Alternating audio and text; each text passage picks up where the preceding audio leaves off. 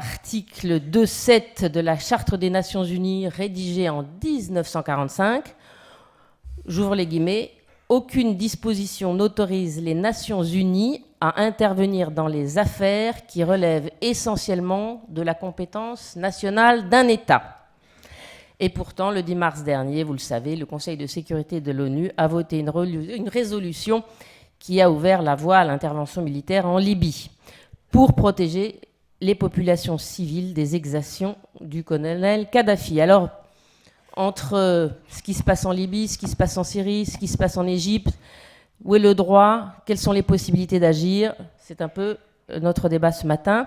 Les États ont eu raison de construire sous nos yeux depuis maintenant 20 ou 30 ans, même s'il y avait déjà eu des prémices au XIXe siècle, le concept de devoir d'ingérence, dont un des pères fondateurs est ici à notre table, avec Mario Bettati. Les États ont eu raison de tenter de conceptualiser et de mettre en œuvre cette idée que le principe de souveraineté ne pouvait être jamais un prétexte pour commettre les pires abus à l'encontre de populations civiles. Mais pour autant, le bilan est suffisamment contrasté pour qu'on se demande aujourd'hui si ce concept de devoir d'ingérence ne devrait pas être relayé par un autre concept, qui est celui de la responsabilité de protéger les populations, et si surtout ce concept tel qu'il a été mis en œuvre ces dernières semaines, ces derniers mois, ne secrète pas en lui-même le meilleur et le pire. Alors le meilleur, c'est évidemment cette conviction de plus en plus universellement partagée qu'il existe un devoir de la communauté internationale de porter secours à des populations lorsqu'elles sont gravement menacées de façon imminente de crimes contre l'humanité ou de génocide. Le droit d'ingérence dans mon esprit et dans l'esprit de ceux qui ont fait les premiers textes, que je ne vais pas vous infliger, sauf si vous me le demandez, c'est un droit qui est incomplet parce qu'il n'est pas assez préventif. Et la filiation est très nette. Le droit d'ingérence, d'abord, était un devoir d'ingérence pour les médecins. Finalement, les médecins français, mais on les a appelés les French doctors, mais ils sont devenus internationaux très vite. Et il y en a dans le monde entier, que ce soit Médecins sans frontières, Médecins du monde, d'autres.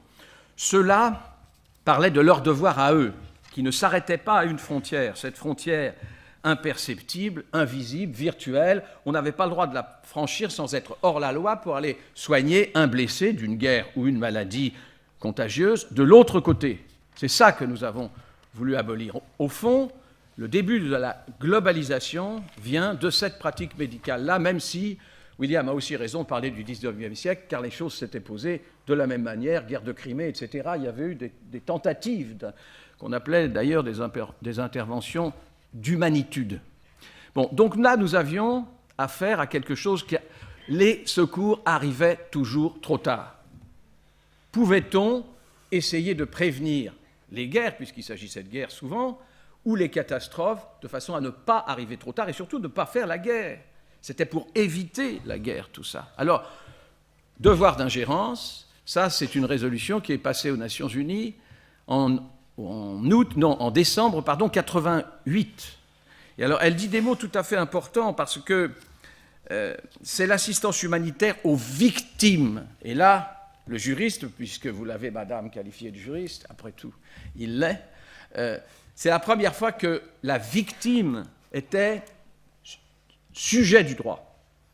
Ce n'était pas les gouvernements qui devaient parler au nom des victimes, ce n'était pas l'association ou la municipalité, c'était la victime. C'est la victime que l'on allait ou non pouvoir secourir. Ça, c'est très important. Donc, c'est 88, devoir. Ensuite, en 90, autre résolution que nous avons écrite, que les Français ont proposée, à l'Assemblée générale des Nations unies. Ce n'est pas le Conseil de sécurité, c'est l'Assemblée générale, dont les pays qui étaient des pays de dictature ou qui étaient des pays difficiles ont accepté cette résolution. Sous-entendu, le gouvernement aimerait bien s'occuper de ses victimes.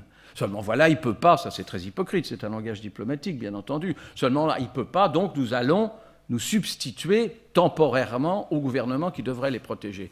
Et en 90, on a inventé les corridors humanitaires. Ces mots ont tout leur sens parce qu'ils ont été repris par au moins 400 résolutions des Nations Unies du Conseil de sécurité.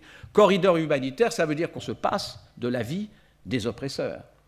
Alors, c'est un peu brutal, mais c'est comme ça. Et puis, à partir de là, il y a eu des résolutions du Conseil de sécurité, et aucune, selon moi, et certainement pas la guerre d'Irak, où on n'a pas compris ma position, c'était avec les Nations Unies, bien sûr, toujours avec les Nations Unies. Il faut que les Nations Unies autorisent ce droit d'ingérence. Et puis, je reviendrai à ça, après cette codification, si on peut dire, on ne peut pas dire codification parce qu'il n'y a pas de code, mais enfin, acceptation du droit d'ingérence, il y a eu une très longue étude, malheureusement les diplomates français n'y étaient pas.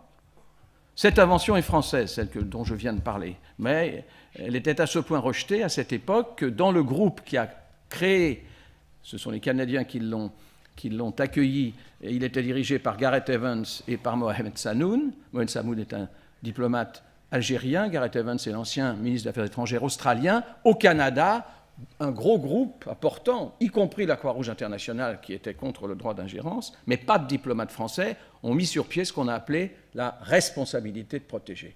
C'est-à-dire là, on est théoriquement dans la prévention. Malheureusement, la responsabilité de protéger, elle arrive aussi toujours trop tard.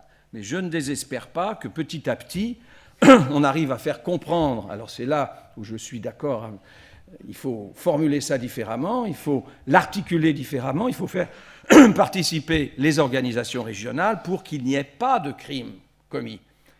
Et à chaque fois, même pour la Libye d'ailleurs, parce que la Libye a eu ceci d'intéressant, c'est qu'elle a empêché l'intervention en Libye, le massacre de Benghazi. Et ça, je crois que c'était normal, il fallait le faire. Après, la stratégie était un peu plus compliquée, mais enfin, en gros, ce pourquoi la communauté internationale, avec une résolution du Conseil de sécurité pour protéger les populations civiles, a pu faire, c'était de protéger Benghazi. Je voudrais que Zeina El-Tibi nous dise comment elle ressent ce droit d'ingérence, cette obligation de protéger. Comment vous le ressentez? On voit bien par ce qui vient d'être dit que actuellement, le plus important, on a la notion de morale dans le droit international. Cette notion a petit à petit pris sa place au niveau de l'ONU et souvent, on a l'impression quand même que cette morale est prise comme prétexte aussi pour s'ingérer dans des affaires internes dans les pays. En fait, soit la souveraineté de l'État est respectée, au départ l'ONU cherche à respecter cette souveraineté, mais cette notion de morale et d'aide humanitaire, d'ingérence pour éviter des massacres ou autres, a des limites dans la mesure où on a l'impression que souvent c'est un prétexte. Au début, j'avais pris position je pense que c'était juste après la décision du président Sarkozy d'aller en guerre contre Kadhafi. J'étais, pour la première fois de ma vie, pour une intervention dans un pays arabe. Mais avec le temps... Oui. Avec le temps... Non, mais j'approuvais. On se rend compte que tout ce qui a été dit, en fin de compte, n'était pas tout à fait vrai. De un. C'est vrai que la responsabilité de Kadhafi était très, très grave. La grande erreur qu'il a faite, c'était son discours quand il a dit « J'irai coin par coin vous retrouver aux insurgés ». Zanga Zanga, on en a même fait une chanson. Si les charniers, c'est pas bien les charniers.